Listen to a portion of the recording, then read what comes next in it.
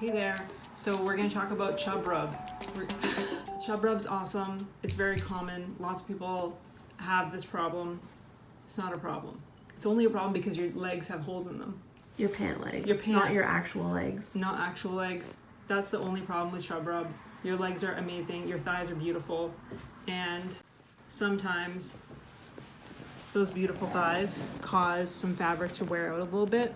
And I caught this kind of early, so sometimes holes will be running past the seam. It might be back in here more. It's all the same technique for fixing it, whether you have small or big spots that need to be fixed. So I found some black canvas that's really similar to the weight of this denim, and it's a good idea to wash it first just because these jeans have been washed tons of times. So that way it's not going to shrink more than the jeans have already shrunk. Okay, I'm going to do this in two sections. I'm going to do one leg and then we'll do the other leg here. So I'm going to look at what I've got. It's wearing out quite far down here. So I'm going to make this kind of a long piece here. You want to cover all of the worn area and a little bit past. So I'm going to make it like this big. So before we glue this patch in, we're going to zigzag the edges, and that's just going to finish them so that they're not going to fray once it's put inside your pants and washed. You could also use a serger, which is nice.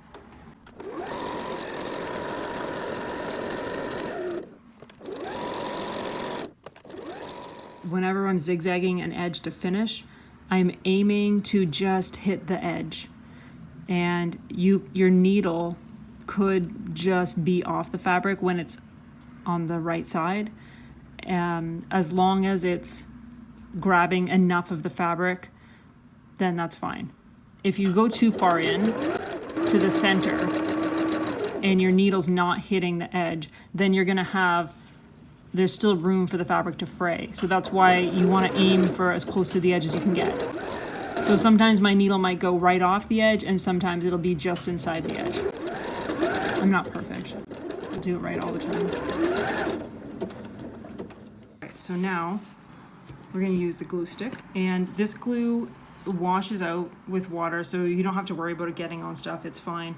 And it's not going to gum up your needle. It's made specially for sewing. So I'm going to put quite a bit on here because I want to hold this in place.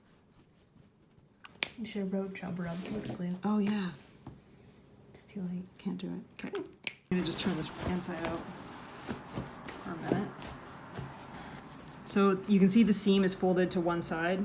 I want to keep it like that.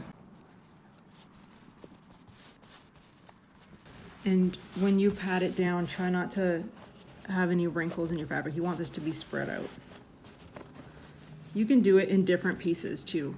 If you have a larger area you need to cover, you can do more pieces.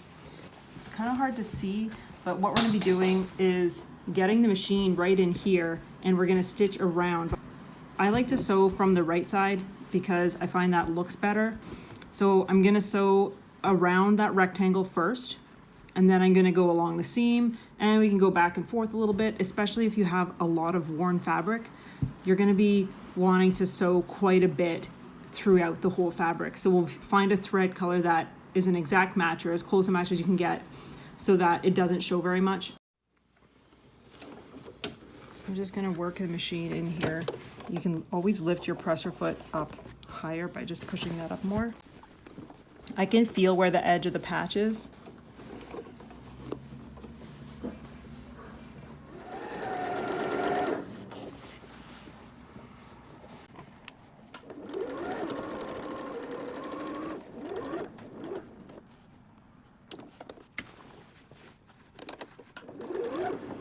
So if this was on leggings or like stretch fabric, would you use a zigzag for this part?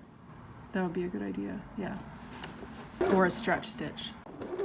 And I might actually even do a zigzag stitch on this, just because it adds more thread, adds more strength to your seam. You can still feel the patch going down here. The great thing about the glue is that it mostly holds that in place for you, so you don't have to worry about pins being in the way and stabbing yourself with pins.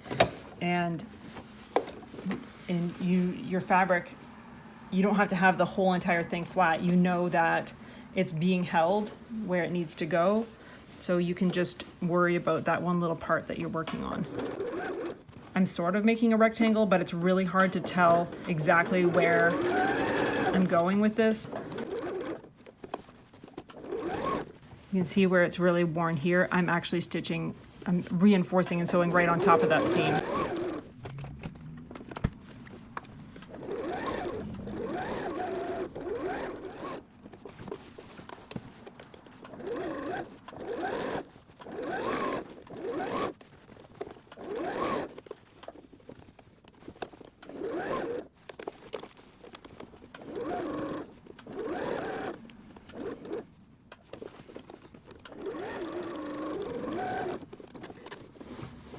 So I've done the perimeter, and now I'm gonna do some back and forth stitching throughout the whole patch, and that is going to tack it down some more and just reinforce it a little bit more. It's really not a really wrong way to do this. The main thing is just to keep it flat with the jeans, which is what we're doing with the glue.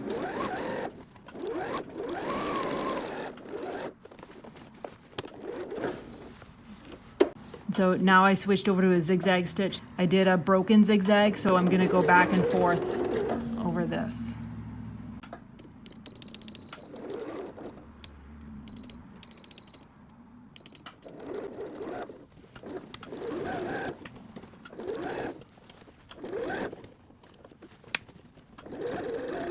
And I'm continuing the zigzag down the seam, even past where the patch is, just to reinforce it a little more.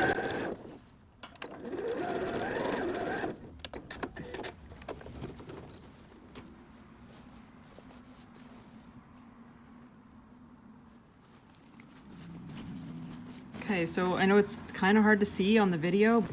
So I stitched around the whole rectangle and I went back and forth a little bit throughout the whole entire thing. And the more the fabric is worn, the more you're gonna wanna stitch through the whole piece. And there it is. So you just have to go and do that to all your pieces. One thing that you might need to do is if the leg is very narrow, you may need to open the seam on the other side. This one's easy because it's not a top stitched seam.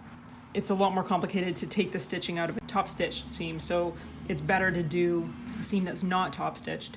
If you couldn't get inside there to sew it, you could take the stitch out of this seam, open it up just enough to do that. And that's what I do when I am patching and fixing up narrower legs. I'll take out one side of it. So I'm going back and forth over the worn part in the middle. And rather than turning the whole thing around, sometimes I'll just use the back stitch button and I'll just reverse all the way down. And I know it's harder to steer that way, but it doesn't really matter if you go perfectly straight here. Main thing is that you're not catching the other half of the jeans. You don't want to sew the other side of your leg to it.